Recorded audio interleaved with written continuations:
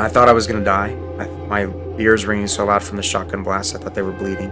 So I was the first student in the library to stand up and looked around. I saw the shooters were gone. I wasn't sure if they had left or not, but they had left. I yelled at everyone still in the room, "Let's get out of here. I think they're gone." I heard a girl asking for help.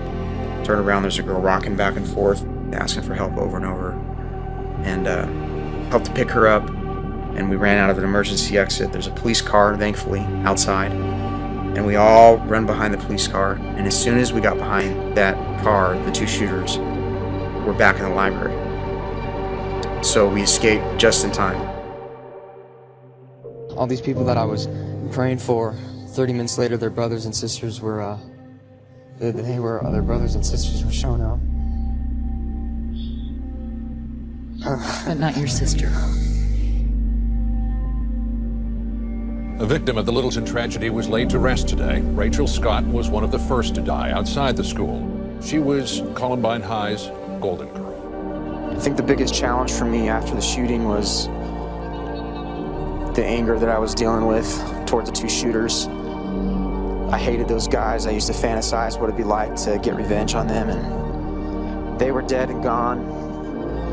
And that anger that I was holding on to started to affect the people that were close to me, my family.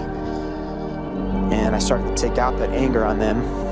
I took it out a lot on my little brother, on my mom. I was kind of mean to my sister that last year of her life because she was reaching out to kids that weren't very cool at school. And that's really all I cared about, was trying to be popular. I definitely felt broken after the shooting.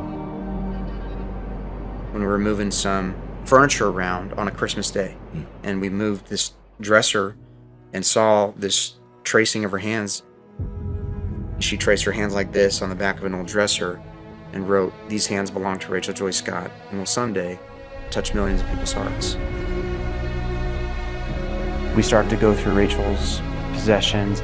We knew that she had a number of journals and she liked writing, and we started to see there was this theme that she had.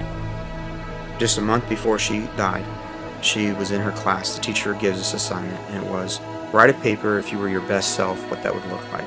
She titles it, "My Ethics, My Codes of Life." In it, she says, I have this theory that if one person can go out of their way to show compassion, then it will start a chain reaction of the same. People will never know how far a little kindness can go. I began to hear the stories of her and read her writings, and she began to really become a role model to me after she had passed. I didn't know some of the things that she was thinking and feeling. The shooters wanted to make a negative impact on this world, so my decision was that I want to leave a bigger impact, but in a positive way. Each and every one of us in this room has a great capacity to do great things. But if one person will go out of their way to show compassion, then it will start a chain reaction of the same.